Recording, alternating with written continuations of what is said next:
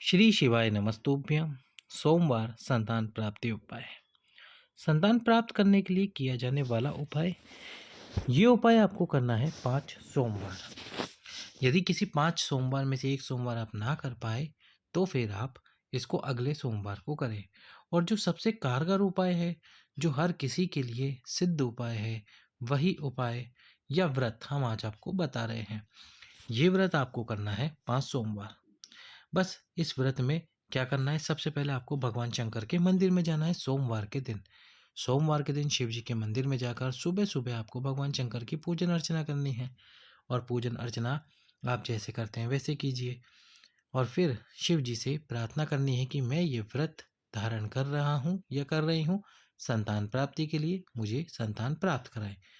फिर उसके बाद में आपको वापस घर आ जाना है। एक टाइम फलाहार आपको कर लेना है। और उसके बाद में शाम को आपको मीठे का प्रसाद बनाना है।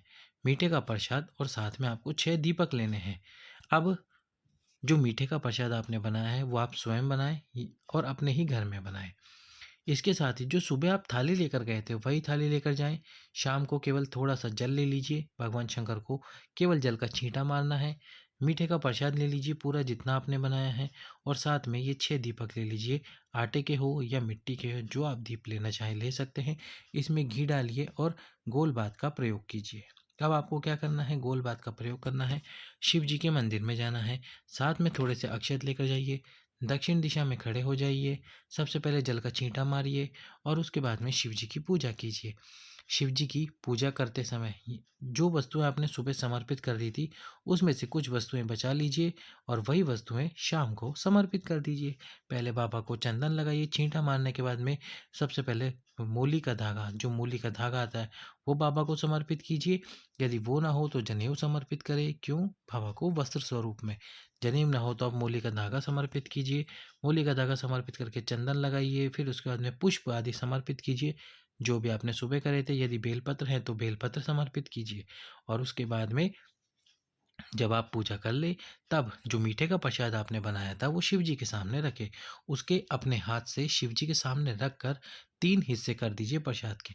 अब प्रसाद के 3 हिस्से कैसे करते हैं, तो जैसे मान लो ये प्लेट है, हम आपको बड़े स्वरूप में दिखा रहे हैं। ये प्लेट है, कटोरी है जिसमें आपने प्रसाद लेके गए हैं। तो पहला हिस्सा इस प्रकार से कर दीजिए अपने हाथ से और दूसरा हिस्सा इस प्रकार से। तो ये पहला हिस्सा, ये दूसरा हिस्सा, ये तीसरा हिस्सा।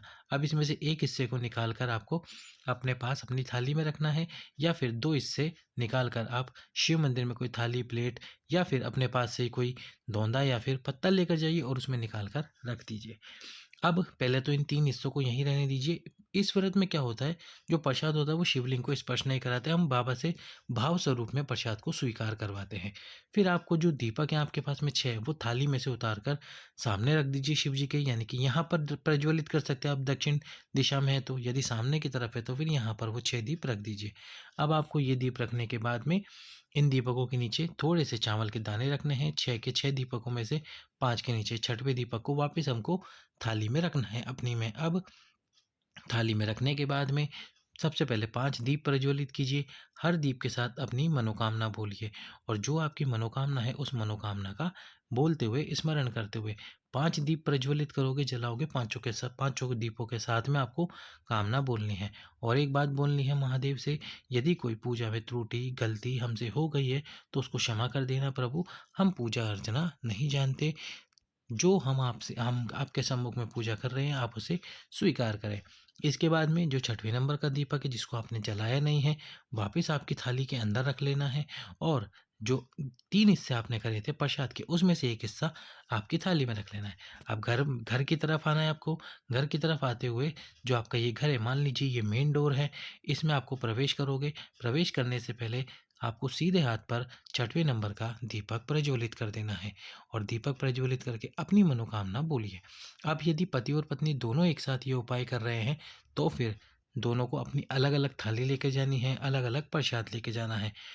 पूजा भी वैसे ही करनी है जैसे आप करते हो। इसके बाद में जब घर में प्रवेश करने की बारी आएगी तो पत्नी पहले प्रवेश करे, वो दीप प्रज्वलित करे, फिर पति प्रवेश करे। और फिर जो आप प्रसाद लेकर आए हैं वो किसी को भी नहीं देना है, आपको केवल और केवल स्वयं खाना है। और जब खाना खाने बैठोगे तब आप उस प्रसाद का सेवन करें। खाने में बस आपको लहसुन और प्याज का सेवन नहीं करना है।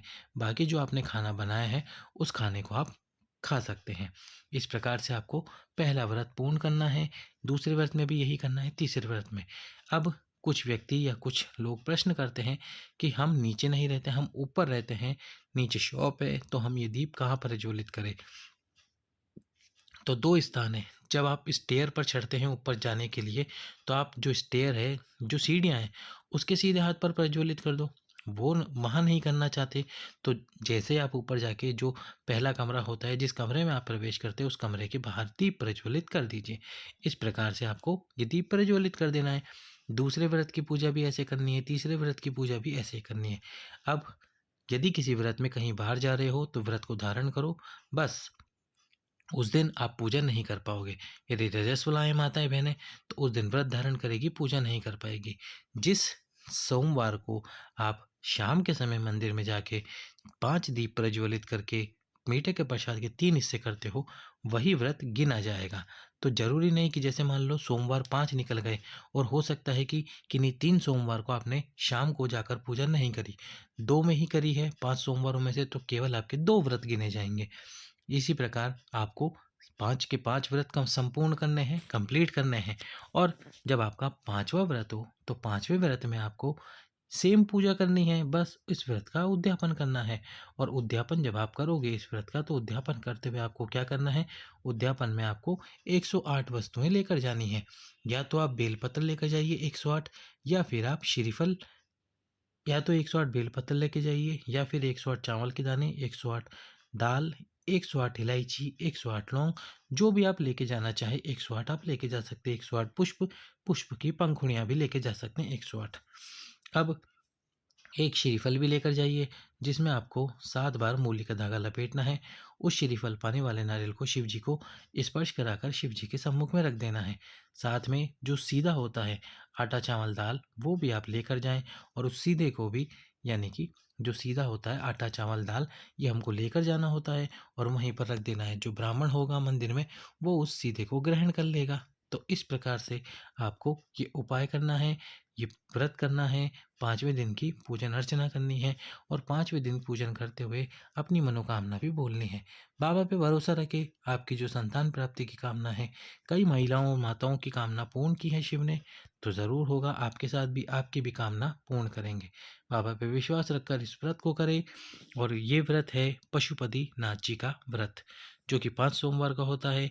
वीडियो लाइक करें, चैनल सब्सक्राइब करके शेयर करें। सभी भक्तों को श्री शिवाय नमस्तुभ्यम। हर हर महादेव।